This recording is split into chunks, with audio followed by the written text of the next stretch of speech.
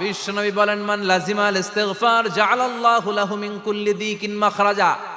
সব সময় ইস্তিগফারের সাথে যে লেগে থাকবে, রব্বুল আলামিন তারে 5টা জিনিস দিবে। কয়টা? কথা কোন আরো জোরে, সবাই বলেন কয়টা?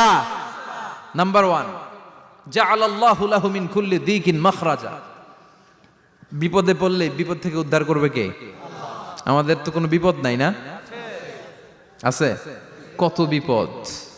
হ্যাঁ, রাস্তাঘাটে দুর্ঘটনা হতে পারে, যে কোনো সময় ভূমিকম্পে পড়তে পারি, বজ্রপাত পড়তে পারে না, ঠেড়া পয়রা মানুষ নাই, আছে না নাই?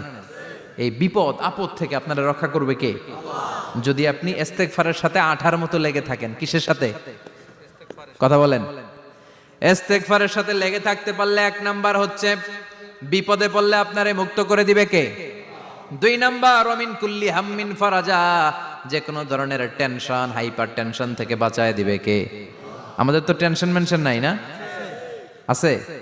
লাইফ নিয়ে টেনশন, বাঁচার টেনশন, মরার টেনশন, ক্যারিয়ারের টেনশন, রাস্তাঘাটে যানজট এটার টেনশন, পুলিশের দৌড়ানি, র্যাবের দৌড়ানি, বাড়ির ভাড়া, গ্যাস বিল, বিদ্যুৎ বিল, ছেলে মেয়েদের লেখাপড়া, কত টেনশন।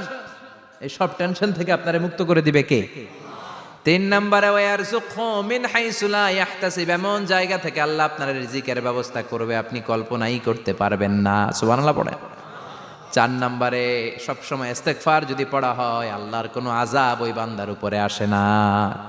ওমা কানাল্লাহু মুআযযিবাহুম ওয়া হুম ইস্তাগফিরুন।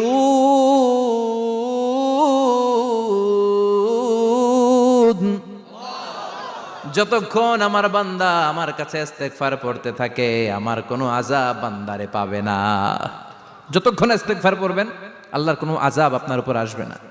4টা গেল। 5 নাম্বার, বারবার ইস্তিগফার পড়লে রফিক ভাই আল্লাহ আপনারে মুস্তাজাবুদ দাওয়া বানিয়ে দিবে। দোয়া করা মাত্র কবুল করে নিবে কে?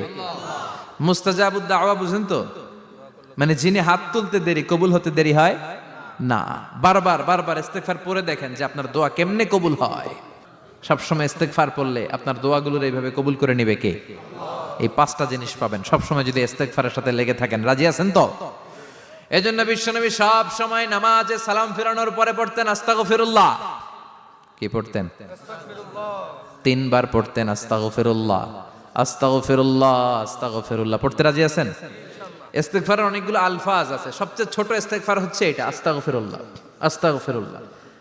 আরো আছে আস্তাগফিরুল্লাহ আল্লাযী লা ইলাহা ইল্লা হুয়াল হাইয়ুল কাইয়্যুম আতুবু ইলাইহি।